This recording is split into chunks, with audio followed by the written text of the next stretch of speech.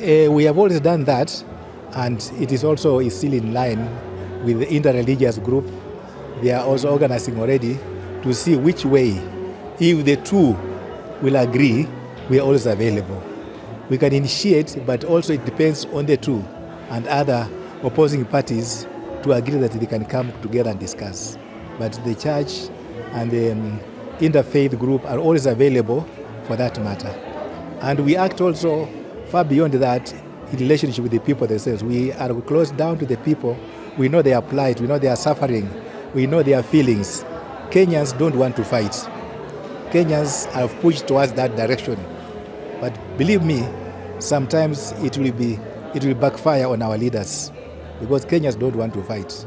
So let us not bring them far to that area of fighting them among themselves, because it might happen that it brings a lot of suffering and long sufferings because of our leadership. So we ask our leaders to consider Kenyans who want peace, Kenyans who want justice, Kenyans who want cohesion and also harmony among themselves. We want to encourage the government to feel that sense of discouragement that people have, and for that matter, to discourage the government and all the politicians, opposition and all the politicians, to desist talking vulgar languages, war languages, criminal languages in the public to the people. They can hold those meetings themselves, and we are available as the church also to participate into discussion matters concerning the well-being of the Kenyans. That is why we are the church. We don't side with any group, but we want to come together and discuss together for the good of the people, who we are and who they are also. We are all Kenyans, and we have only one country to live in. The more we take care of it, the more we protect it, the more we shall live happily with one another. We need to agree.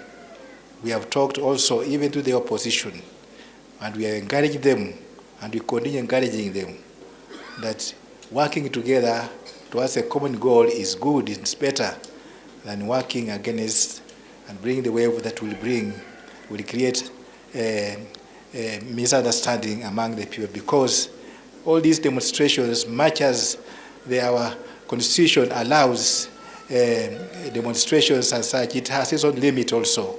Freedom, when it reaches a point where it's no longer freedom, then it infringes on the freedom of another person, then it won't be good. We want to encourage our leaders to look into that, so that that freedom of demonstration, that freedom of also taking care of those who are demonstrating, shall not be infringements against the joy and livelihood of others.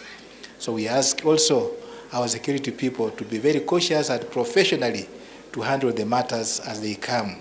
And we ask those people who go to demonstrations to ask, what really do you benefit in doing that? If you are not gaining anything, and as I've seen of late, we have so many people now coming even to the archdiocese to look for more food, because they were not able to work. And some of them, they were not able to work because they were in demonstrations themselves. We cannot manage that way, and no other institution in Kenya will manage it and to handle such situations. And if we are not able to handle such situations, then we are not fighting poverty, we are increasing it. So we encourage our leaders to understand one another as from the point of view of the church. We shall insist talking to them and encouraging them to mind the Kenyans that they are being given to lead, not only into one nation, but also into one common bond of consciously living with one another in service of God. So our leaders, we want to beg you again and again. You talk to yourselves, we know, in many places, and you talk to yourselves personally as leaders. Please talk it out as you talk as friends at many levels privately. Talk it out also to the public. The people will know that you have intention to bring the people of God together. So I want to thank you for having persevered and resisted destroying the properties of any other person. You maintain the peace that you should. If it is that purpose of demonstration, If it augurs well, then you go to demonstrate the way it's supposed to be, but no destruction of other properties. We shall pay for that through our noses if we continue doing that. God will not be always waiting for us to go to that extreme that we are destroying the lives and the dignities of others. God loves Kenya, and I'm sure at one time or another, he'll have to grip his hand in to say it cannot go that far.